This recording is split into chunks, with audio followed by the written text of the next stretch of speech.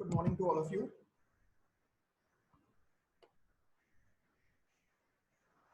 Very good morning to all of you. आज एक surprise था but you have not come. That's why I am going to give you the recorded class. Okay. Good morning. Good morning. Good morning. Today what we are going to study? Today we are going to study about little bit about what is estimation and costing. So as we know that what is estimation? Before doing any project, first we have to estimate what should be the cost of a project. Not only cost, we should also estimate the what is the time period of that project. So we have to consider the basic things while estimating, and after that we will do the evaluation. So after estimation we will do the what is the costing of that project, and after that we will evaluate. So I will start with the how the estimation will help you. Estimation will help you in 2 points. First one is to maintain expenditure under the budget, and the second one is to complete the project within the time limit. This is the basic where the estimation is going to help us. Okay, before going to the estimation, you have to know about what is the basic terms and terminology. You should be have clear idea about that. So first thing is, what is evaluation? Suppose you have done the estimation. Suppose you have built a building that is of cost you have included the cost. You have built that building in suppose 1 crore. Now what is evaluation? When you are going to sell that building or you are going to just give it on the rent, then you will decide some value. You will not decide only 1 crore, because you have to take the so many costs are there, and you have to also take the profits of the contractor.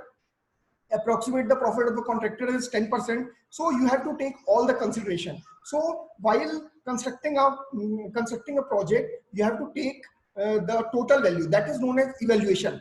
This is what, when you construct a building, after that what is the final rate of that building where you are going to sell it. That is known as evaluation. Now coming to what is plot area.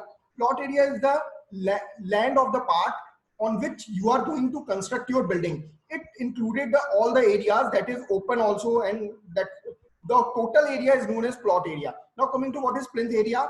Plinth area in which the structure is going to be constructed is known as plinth area. You are not going to construct in whole plot area your structure. You have to provide some open spaces. You have to provide some area, other area also. So what is the plinth area? Plinth area is the area in which the structure is going to be constructed. Now it will include so many things, or it will exclude so many things. So what should plinth area includes? It includes the wall area, it should include the veranda area, it should include the internal shaft. Now what is internal shaft?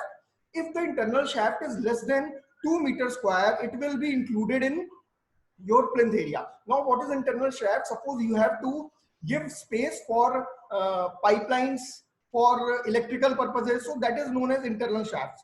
Now one more thing that you will include in the plinth area is AC ducts and lift room also. Suppose you are going to construct the lift also, so lift room will also included in the plinth area. Now coming to what are the things that you are going to exclude in your plinth area. Now you have to exclude the that is what country yard area. Now what is country yard area? Suppose you have constructed your structure in the plinth area. Now rest of the thing is country yard area, so that you have to exclude. Now internal shaft, again, that is greater than 2 meters square, so that will be excluded in your plinth area. Now again, the spiral, suppose you are going to provide the spiral staircase, that also be excluded in your plinth area. Now this is basic idea about the plinth area. Now coming to what is carpet area. Carpet area is that area that you are going to use to leave. Where you are going to leave is known as carpet area. Suppose you have to what do you mean by carpet? Where you will provide the carpet, where there is space available. In that case only you will provide the carpet area. So carpet area is what that is going to be used to leave, or you can say that mathematically carpet area will be equal to plinth area minus some term. Suppose you will take the x. Now what is x? This x will included the storeroom, it may be lift room, it may be canteen room, it may be veranda, it may be pantry room, it may be kitchen. So carpet area is what, when you will subtract it from the plinth area, that is your storeroom, lift room, canteen, pantry car, that can be excluded because there you are not going to provide the carpet. So that is known as carpet area. It is clear? Now coming to what is floor area. Floor area is what? Floor area is the plinth area minus the area of the wall.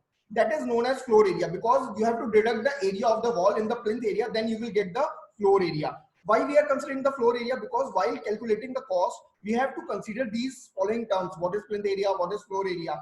Now coming to one more is setback area. Now what is setback area and why it is going to be provided? It is provided for proper ventilation, for proper sunlight, for parking purposes.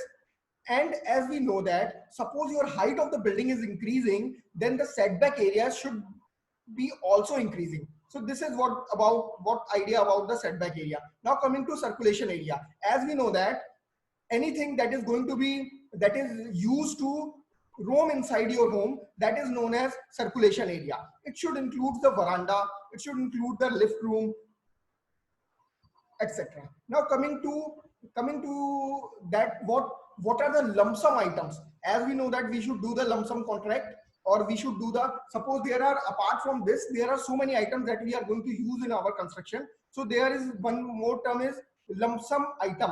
Now what is lump sum item? Suppose there are so many material in your construction whose costs are known, but there are also some material whose costs are not known. So that material is known as lump sum item. So what is what the things have been included in lump sum item, like work charge area, like work charge establishment. Now what is work charge establishment? Work charge establishment means that this is what about, suppose you have to construct a building. For that you are not going to take the direct, you are going to, suppose you are going to store some structures, store some materials of that material of structure. Now while you are storing that material, you need some person that would take, or that should take the care of that material, that it is not being stolen in the night or anything else, or he should take care about the things what is going on. So this is what about the basic thing, that is work charge establishment. So this is not the direct cost, but you have to be included in your estimation. So this is work charge establishment, or there is electrification, there is water supply charge and sanitation, there is electric fans, tools and plants, and various contingencies are there. So for that, these are the lump sum items.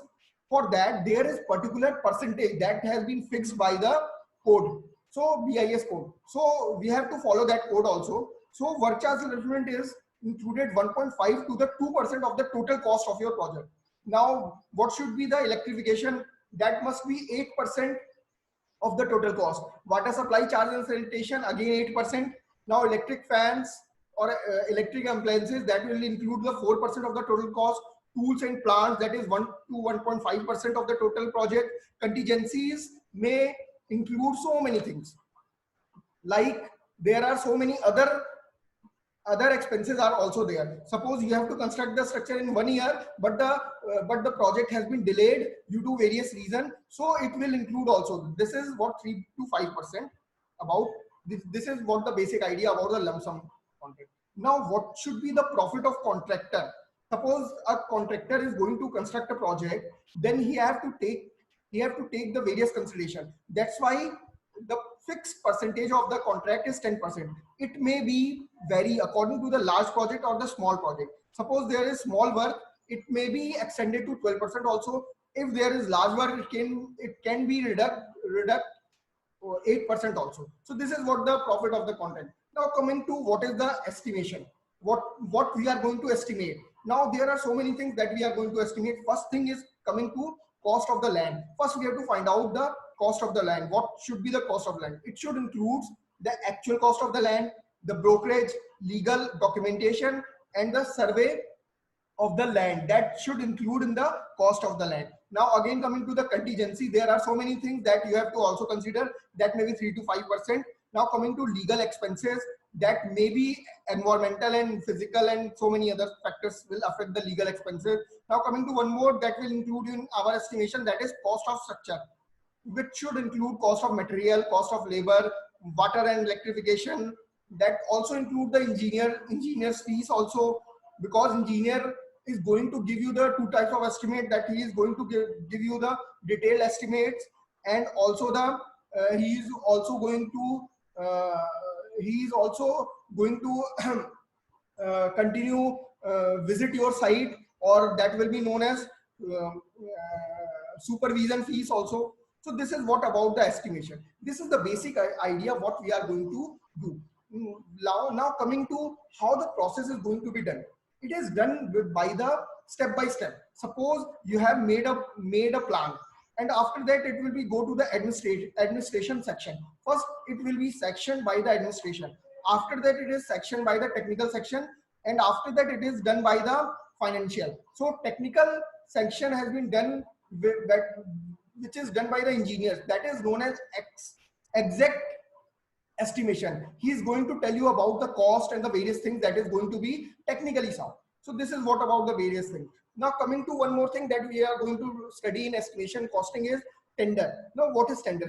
You have listened, you have seen in various newspapers, there are so many tenders are coming from the government, from the private firms also. So tender can be known as process of bidding. Now what is process of bidding? It should include what should be the cost, what should be the time.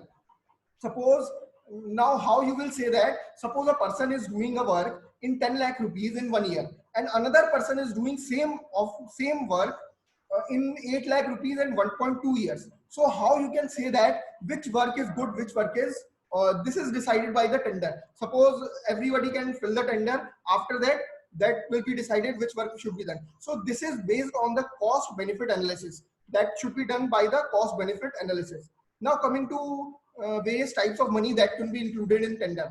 Now first one is earnest money. Now what is earnest money? Earnest money, it should be 1.1 to 3%, and this is known as cost of project, to find out seriousness of the company for filling the tender. This is the money before filling the tender you have to give to the government, or anything for which you are filling. This is to see that the person who is filling the tender is serious or not. If he is not serious, he will not fill that money. So earnest money is the minimum amount, 1 to 3% of the total project, that can be taken from any. Suppose there is CPWD and there is a project of the bridge. Suppose L&T have to do the project. Before filling the tender, they have to submit to 1 to 3% of the amount of the total project as an earnest money. So this is known as earnest money. Now coming to the security money. After this earnest money, there is one more money that is known as security money, that is approximately 10% of the project. This is why they are taking this security money, to ensure the quality of the work, and it is refundable. So when doing the tender, after the tender has been accepted, then the security money will be deposited. Now why security money has been deposited? Because suppose L&T have taken the work, and after that filing the tender, and the tender has been given to the L&T, and then after they refuse to do the work, that's why this security deposit has been done, so that they can do the work with the quality. It may be that they can disrupt the quality. That's why the quality should be maintained. Now coming to one more is retention money. Now what is retention money? It is the 5% of the total cost of the project. This is to maintain and check the quality of the work. This is the basic difference between the various types of money. Now one more term has been known in the estimation and costing, that is known as contract. Now what is contract? It is an agreement within the two parties. Now what the example we have taken, suppose CPWD and L&T L&T is going to construct the bridge for CPWD. Now these are the two parties, CPWD and L&T. There must be some agreement between that will be known as contract. There are certain types of contracts are there, like lump sum contract, unit price contract. Now what is lump sum contract? As we know that lump sum item I have told you. Now coming to lump sum contract is also known as fixed price contract or fixed cost contract. Fixed cost contract. Now this is what there are two parties are there. Now this is totally based on the contractor risk, because some amount has been given to him that is fixed. Now no more amount will be given to him. Suppose the duration of the construction has been increased, the cost also has been increased, but government is not going to pay the cost. So this is what totally dependent on the contractor risk. Now coming to, if the work done before the time has been done by the contractor, then certain incentive will also given by the government. But if the work done is after the time, that will again come to the contractor, that will be fined, or that can be taken as a plenty will be issued on the contractor also. So this is what totally based on the contractor risk. This is what the lump sum contract. Now coming to unit price contract, it is what the cost, the cost will be find out by the item multiplied by the unit price of that item. So this is what known as cost total. This is for both the risk of the owner and the contractor will be there. So flexibility in case of the design, so there may be some flexibility are also allowed to them. Suppose there is cost is increasing, so the contractor will mention that the cost is increasing, that's why the cost should be implemented, or cost should be reduced, like this. The things will be gone through for the proper convenience of the owner and the contractor also. Now coming to the cost plus contract construction contract also. Construction contract. Now cost plus construction contract is what? This is the risk for the owner. How is the risk for the owner? Because there is flexibility in the project. This is here the cost plus construction means, suppose there are large structures are there, then the cost will be increased day by day. Suppose it may be allowed to the owner that suppose the owner wants some different design when the construction is going on, so he can say that you can just remove that and again redesign the structure. So the cost will be increased, so the contractor has to be do what the owner is saying. So like this, there is flexibility will be allowed to them.